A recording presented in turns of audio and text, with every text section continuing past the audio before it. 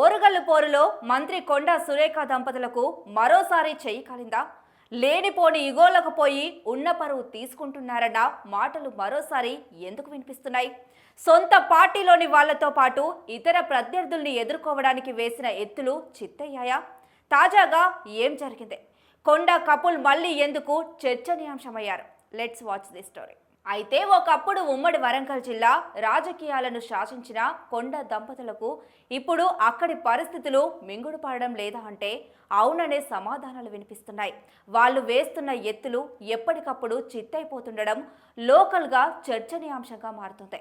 సొంత పార్టీ నేతలపై ఆధిపత్యం సాధించాలన్న ప్రయత్నాలు ఒకవైపు సమస్యలను తెచ్చిపెడుతుంటే, మరోవైపు వేరే పార్టీల్లోని ప్రత్యర్థులను చిత్తు చేయాలన్న వ్యూహాలు కూడా బెడిసికొడుతున్నాయి. అయితే ఇప్పుడు వరంగల్ కోఆపరేటివ్ సెంట్రల్ బ్యాంకు పాలకవర్గం ఎన్నిక విషయంలో కొండా దంపతులు అనవసరంగా జోక్యం చేసుకుని చేతులు కాల్చుకున్నారన్న వార్తలు వినిపిస్తున్నాయి. ఎన్నికల కోసం 16 ఎకరాలు అమ్మాను, 60 కోట్లు ఖర్చు పెట్టానని కొండా మురళి చెప్పిన మాటల ఆధారంగా రాష్ట్ర మంత్రి కొండా సురేఖ ఎన్నికపై అనర్హత వేటు వేయాలంటూ ఎన్నికల సంఘానికి ఫిర్యాదు చేశారు బీజేపీ నేత ఎర్రబెల్లి ప్రదీప్ రావు. ఇక దీంతో కొండా దంపతులు ఆయన్ని టార్గెట్ చేసినట్టు చెప్పుకుంటున్నారు. కోఆపరేటివ్ బ్యాంకు చైర్మన్ గా కొనసాగుతున్న ప్రదీప్ రావుకు చుక్కలు చూపించేందుకు పరోక్షంగా స్కెచ్ వేశారని వరంగల్ జిల్లాలో టాక్ నడుస్తుంది. అయితే బ్యాంకు పాలకవర్గ కాలపరిమితి జూలై 30తో ముగిసింది. షెడ్యూల్ ప్రకారం ఎన్నికల నిర్వహణకు కోఆపరేటివ్ డిపార్ట్మెంట్ సిద్ధమైంది. అయితే అదే సమయంలో బ్యాంకులో అవకతవకలు జరుగుతున్నాయని, సభ్యుల్లో బినామీలు ఉన్నారన్న ఫిర్యాదులు వచ్చాయి. ఇక ప్రదీప్ రావు తిరిగి ఎన్నికవ్వకుండా చేయడం కోసం ఆ విషయంలో కొండా దంపతులే వెనుకుండి చక్రం తిప్పారన్న అనుమానాలు వ్యక్తమవుతున్నాయి. అయితే 3 దశాబ్దాల వరంగల్ అర్బన్ కోఆపరేటివ్ బ్యాంకు చరిత్రలో 2 సార్లు మాత్రమే ఎన్నికలు జరిగాయి. ఆ 2 సార్లు ఎర్రబెల్లి ప్రదీప్ రావే చైర్మన్ అయ్యారు. మిగిలిన సందర్భాల్లో కూడా ఆయనే ఏకగ్రీవం అయ్యారు. ఇలాంటి పరిస్థితుల్లో ఆయనకు చెక్ పెట్టేందుకు కొండా దంపతులు ప్రయత్నిస్తుండటంతో వాతావరణం ఇంకా వేడెక్కినట్లయింది. ఒక దశలో ఎన్నికలను వాయిదా వేయించేందుకు మంత్రి తీవ్రంగా ప్రయత్నించినా అది వర్కౌట్ అవ్వలేదట.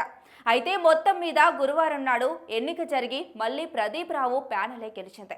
దాదాపు 10 రోజుల పాటు సాధారణ ఎన్నికల స్థాయిలో వ్యవహారం నడిచింది. ఇక పేరుకైతే పార్టీల ప్రమేయం లేదు, కానీ ఈ ఎన్నికల్లో మొత్తం రాజకీయమే నడిచింది.